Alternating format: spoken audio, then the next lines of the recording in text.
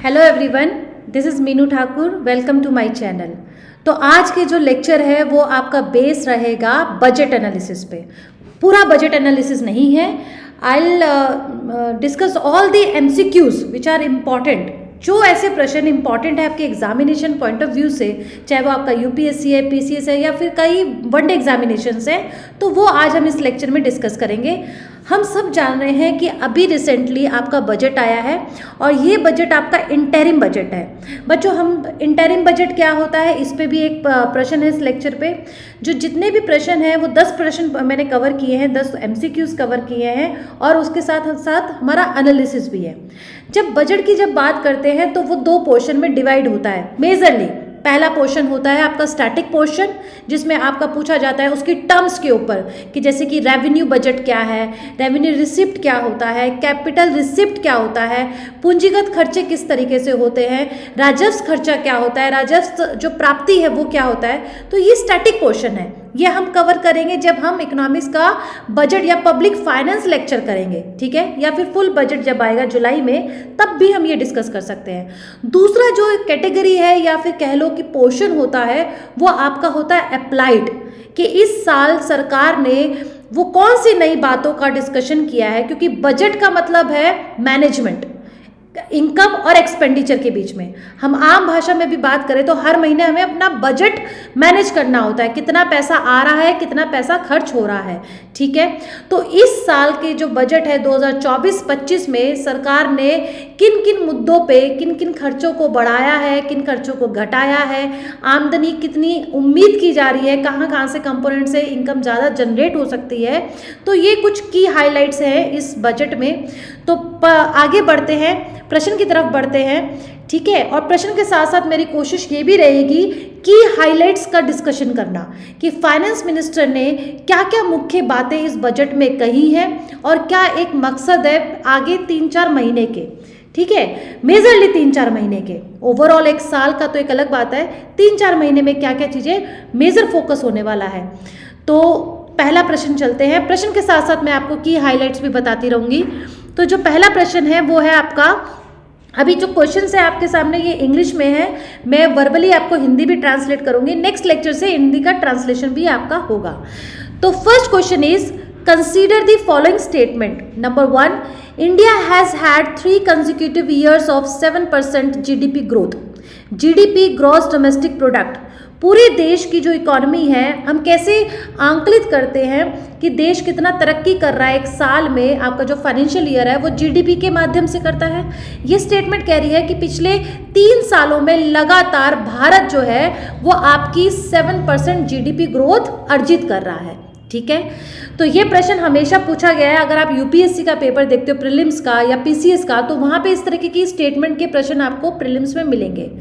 Second statement है, India is the fastest growing economy in G20, group of 20 Nations, ठीक है। हर question में अगर मैं देखूं तो हर क्वेश्चन से 2-3 क्वेश्चंस और बन सकते हैं। जैसे पहली स्टेटमेंट में आपको इस वर्तमान में जीडीपी ग्रोथ क्या है और पिछले 3 साल का मेजरमेंट आपको होना चाहिए, डेटा आपके हाथ में होना चाहिए कि लगातार बढ़ा है, लगातार घटा है या फ्लक्चुएशंस था, ठीक है। सेकेंड स्टेटमेंट में है ग्रुप ऑफ 20। अब आपको G20 का पता होना चाहिए, इसका स्टैटिक पोर्शन भी कि G20 आखिर है क्या, इसमें 20 जो कंट्रीज है वो कौन कौन सी है, भारत का जो है उसके लिए ये कितना इम्पैक्टफुल है पॉजिटिवली भी, और चैलेंजेस कितने हैं ये आपको पता होना चाहिए। इसकी सबमिट कहाँ कहाँ हो रही है, पिछले 3 सालों का सबमिट किधर किधर हुई है, क्या क्या मेजर्स लिए गए हैं, ये आपको पता होना चाहिए, ठीक है। तो इस प्रश्न के अनुसार जो आपकी स्टेटमेंट्स है वो कौन सी करेक्ट है, क्योंकि पूछ रहा है करेक्ट, इनकरेक्ट नहीं पूछ रहा है। तो मैं आपको बता दूं इसका करेक्ट आंसर है ये दोनों ही स्टेटमेंट सही है, ठीक है।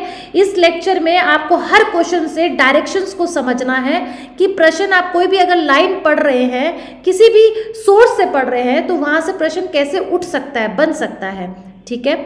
नेक्स्ट क्वेश्चन को अगर हम आगे बढ़े उससे पहले आप ये एक डेटा है उसको थोड़ा एनालाइज कीजिए, उसको थोड़ा सा देख लीजिए कि भारत की अगर कंपाउंड एनुअल ग्रोथ रेट देखें, अगर हम एक एनुअल मेजरमेंट निकालते हैं कि एवरेज हमारी जीडीपी कितनी चल रही है पिछले 10 साल, 5 साल और 3 साल में, तो ये डेटा है।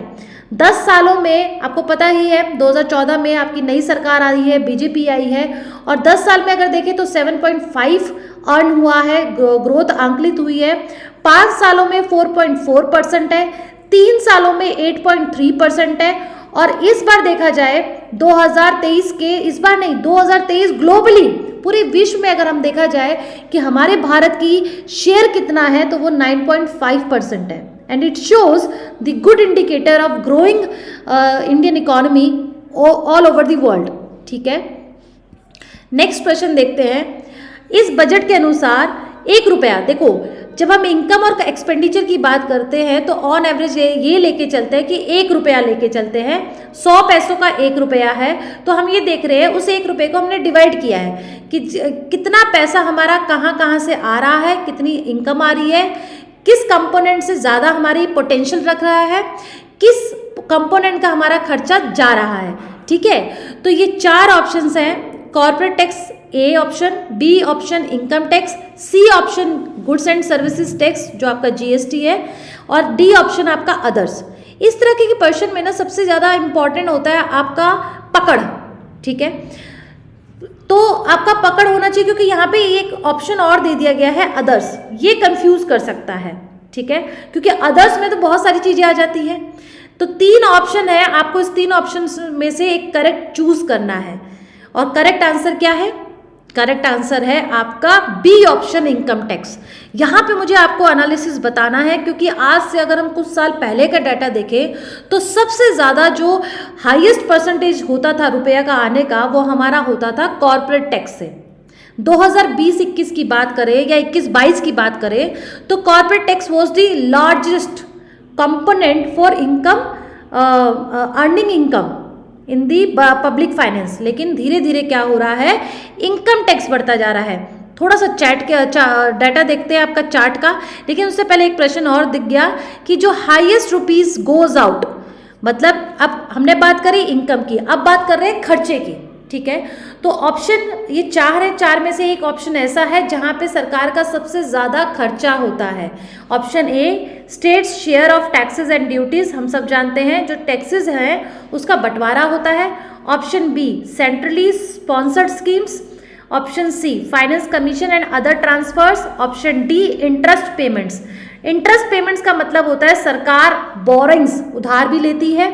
जब उधार ले रही है तो डेट इज इनकम, चाहे वो आप बोरो कर रहे हो, उधार ले रहे हो, लेकिन वो रिसिप्ट है। ठीक है, तो सरकार अपने खर्चे को मैनेज करने के लिए उधार भी लेती है। जब उधार लिया है तो बदले में सरकार को क्या देना होगा, ब्याज पे करना होगा। तो जो इंटरेस्ट की पेमेंट है वो आपका खर्चा हो जाएगा। ठीक है, तो इसमें सबसे जो आपका करेक्ट आंसर है, जो सबसे largest percentage rupees goes out है, वो आपका क्या है, ऑप्शन ए। ठीक है, लेकिन यहाँ पे कंफ्यूजन है क्योंकि यहाँ पे डी ऑप्शन भी इंटरेस्ट पेमेंट्स है। तो इस बार का जो है डाटा अगर हम देखें तो ये लगभग आपका सेम है, लेकिन फिर भी आपका जो सबसे ज़्यादा जाएगा वो आपका है इंटरेस्ट पेमेंट्स का। ठीक है, देखो यहाँ पे देखो 2024-25 में इस तरह के क्वेश्चन जो होते हैं ना वो कंफ्यूज करते हैं क्योंकि इसका डाटा जो परसेंटेज है वो दोनों का सेम है, स्टेट्स का भी सेम है और इंटरेस्ट पेमेंट्स का भी सेम है। जनरली होता क्या है कि इंटरेस्ट पेमेंट्स हमेशा ज़्यादा रहता है, ठीक है, as compare to this one. But इस साल में देखा जाए तो हमारा जो रुपया का खर्चा हुआ है वो दोनों का बराबर हुआ है। तो ऐसे क्वेश्चंस भी आ सकते हैं जो टाई कर जाए। ठीक है, तो इस तरीके के प्रश्न में आपको थोड़ा सोच समझ के ही आंसर करना पड़ेगा क्योंकि कभी कभी कमीशन आपका डी आंसर भी करेक्ट कर देगी और ए करेक्ट भी कर देगी। ठीक है, कि यूपी के जो पीसीएस होता है ना उसमें ये इस तरीके के हमेशा क्वेश्चन टाई हो जाते हैं। चलिए डाटा को देखते हैं। रुपीज कम्स आउट, इस पूरे चार्ट को देखो तो सबसे ज़्यादा जो रुपया आता है वो हमारा बोरिंग्स का है 28%। उसके बाद हमारा इनकम टैक्स है जो कि डायरेक्ट टैक्स 19% है। इसके बाद अगर हमारा है तो वो आपका कॉर्पोरेट टैक्स है। कॉर्पोरेट टैक्स क्या होता है बच्चों, जो कंपनीज होती हैं, कॉर्पोरेट्स होते हैं कंपनीज, उनकी जो नेट इनकम या फिर प्रॉफिट, हमेशा कॉर्पोरेट टैक्स लगता है कंपनीज के प्रॉफिट पे। यानी कि जो भी इनकम अर्न हुई है उसमें से अगर कॉस्ट को, खर्चा कंपनी माइनस कर दे तो जो नेट इनकम या फिर प्रॉफिट बचता है उस पर कंपनीज को टैक्स पे करना पड़ता है सरकार को। ठीक है, तो ये आप कंफ्यूज नहीं होना, प्रॉफिट और नेट इनकम दोनों बराबर है, दोनों सेम मीनिंग है, नेट इनकम और प्रॉफिट। गोज आउट में अगर देखें तो सबसे ज़्यादा जो खर्चा होता है सरकार का वो इंटरेस्ट पेमेंट्स पे होता है। उसके बाद आपका चल रहा है स्टेट शेयर्स ऑफ टैक्सेस का, इस बार बराबर है लेकिन ज़्यादातर ये ज़्यादा होता है, ठीक है। उसके बाद आपका है सेंट्रल सेक्टर स्कीम्स। अच्छा, ये एक है सेंट्रली स्पॉन्सर्ड स्कीम और एक है सेंट्रल सेक्टर स्कीम, दोनों में डिफरेंस है। जब बात करते हैं सेंट्रल सेक्टर स्कीम्स का तो यानी 100% जो फंडिंग है वो सेंट्रल गवर्नमेंट की है। वहीं पे अगर सेंट्रली स्पॉन्सर्ड स्कीम्स है मतलब कुछ पोर्शन, कुछ percentage in terms of fund वो केंद्र सरकार देगी, पूरा नहीं देगी, वो डिवाइड हो जाएगा स्टेट में या अदर इंस्टीट्यूशंस के साथ, ठीक है। तो इस तरीके के बाकी खर्चे हैं जैसे कि आपका पेंशन है, डिफेंस है, सब्सिडीज है, तो ये थोड़ा सा आपको मगअप नहीं करना है, लेकिन हाँ अगर आपको उसको रोज देखेंगे तो वो थोड़ा सा माइंड में बैठ जाएगा। कुछ चीज़ें तो आपको हमेशा याद ही रखनी होगी, ठीक है।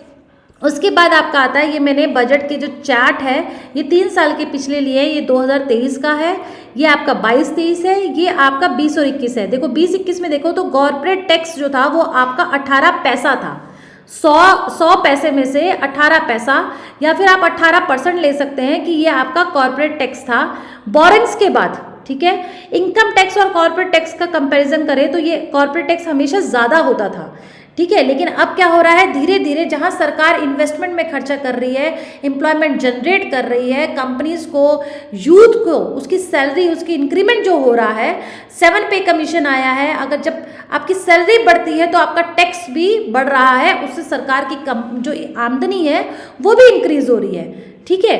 तो ये आपका कॉर्पोरेट टैक्स के कम होने के पीछे और भी कारण है, जैसे कि आपका उसमें टैक्स लगना, ठीक है, आपका सरचार्ज लगना, तो जिससे कि आपका थोड़ा सा कॉर्पोरेट टैक्स की इनकम और भी अदर फैक्टर्स है जो कम हो जाती है as compare to income tax, ठीक है। यहाँ तक अगर आप देखोगे 2023 और 22 में देखोगे तो कॉर्पोरेट टैक्स लेस देन है इनकम टैक्स से, लेकिन 20-21 में हमेशा क्या था, या इससे पहले के वर्षों में भी क्या था कि आपका कॉर्पोरेट टैक्स हमेशा ज़्यादा होता था, ठीक है। नेक्स्ट प्रश्न था जो एक्सपेंडिचर में पूछा था, तो स्टेट वाइज डिस्ट्रीब्यूशन ऑफ जो नेट प्रोसीड है वो आपका कैसे था।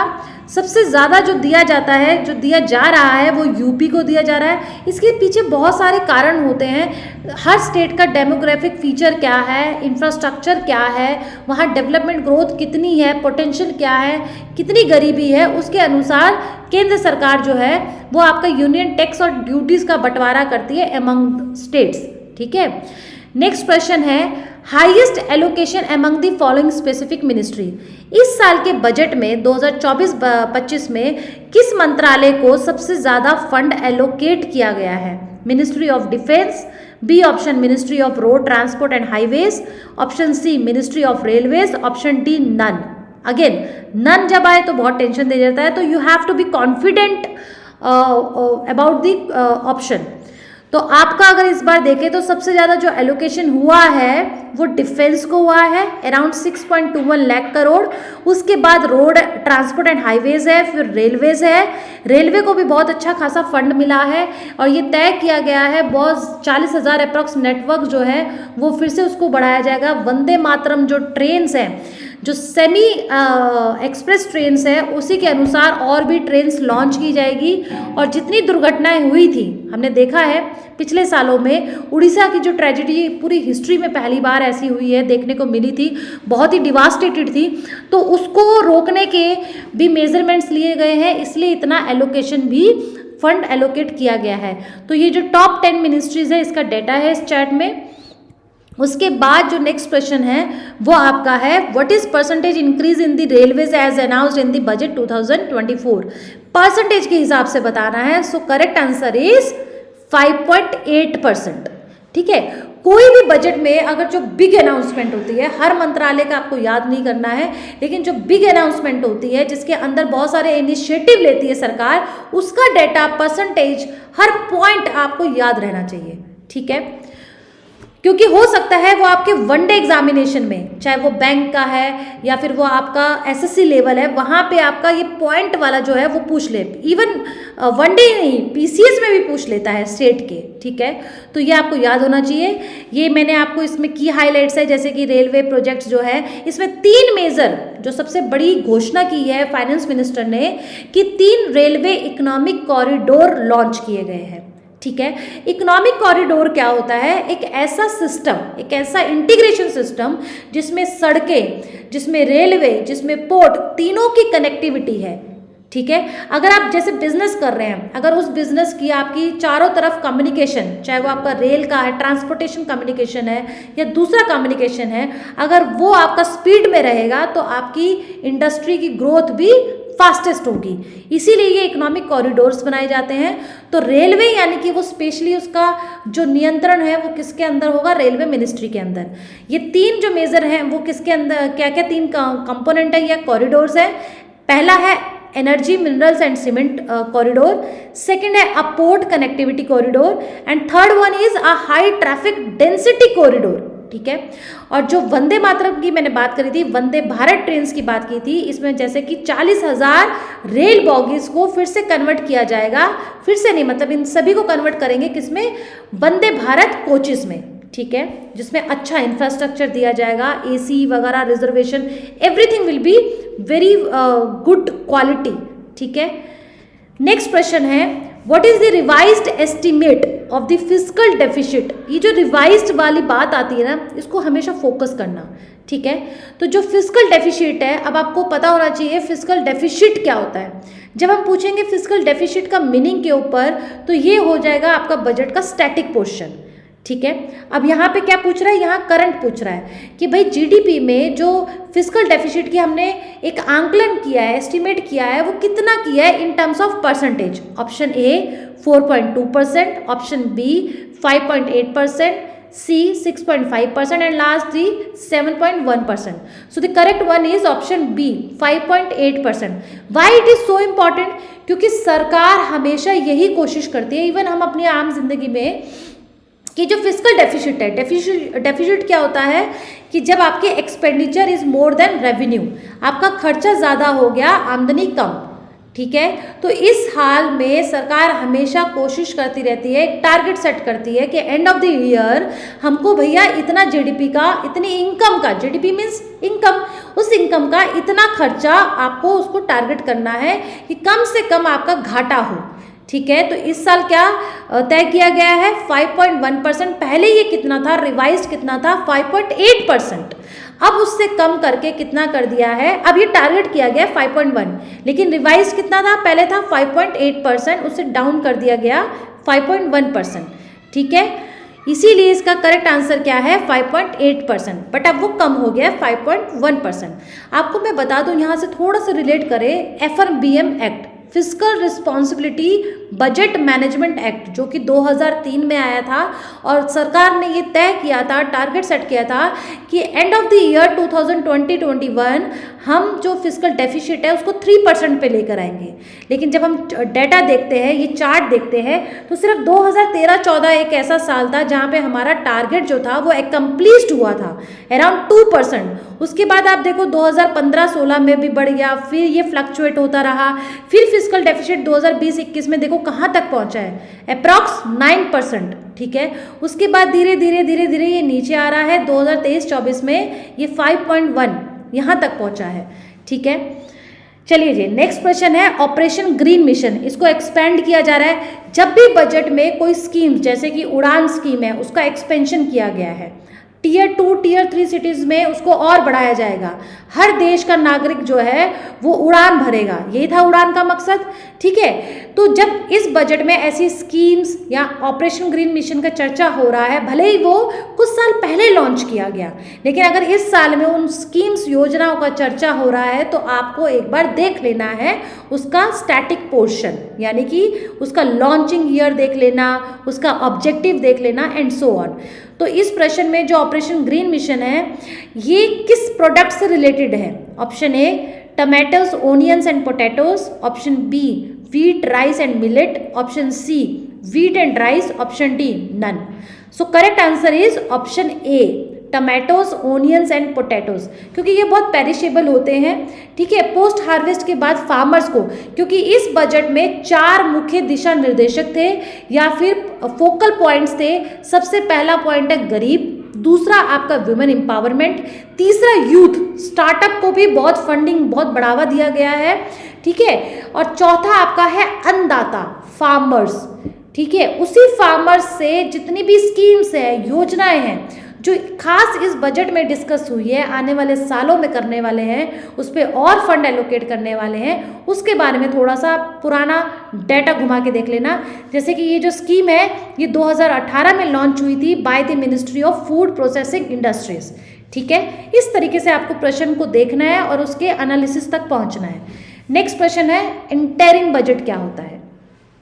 देखो, इंटरिम बजट ऐसा नहीं होता कि ऑप्शन ए में कि जब सरकार नहीं बन रही है, दूसरा जब कोई फाइनेंशियल कंस्ट्रेंट आ गया है, कोई नुकसान हो गया है, या फिर कुछ a full budget is presented during an election year. नहीं, ये एक ऐसा बजट होता है जो नए साल, जैसे कोई भी फिस्कल ईयर शुरू हो रहा है उससे पहले शॉर्ट पीरियड में एक बनाया जाता है। उसके पीछे कारण कई कुछ भी हो सकते हैं। एवरेज या फिर जनरली अगर हम लिया जाए, जब भी सरकार का कुछ इलेक्शन का होता है, केंद्र लोकसभा इलेक्शन हो रहे होते हैं, उस समय में सरकार जो है उनके पास समय नहीं होता, शॉर्ट पीरियड के लिए इंटरिम बजट को प्रस्तुत करती है। जैसे कि इस साल लोकसभा में अनाउंस हो गया है, लोकसभा इलेक्शन अप्रैल मई में होने वाला है, इसीलिए अनाउंस्ड हुआ है जो फुल फ्लेज बजट आएगा वो आपका जुलाई के महीने में आएगा।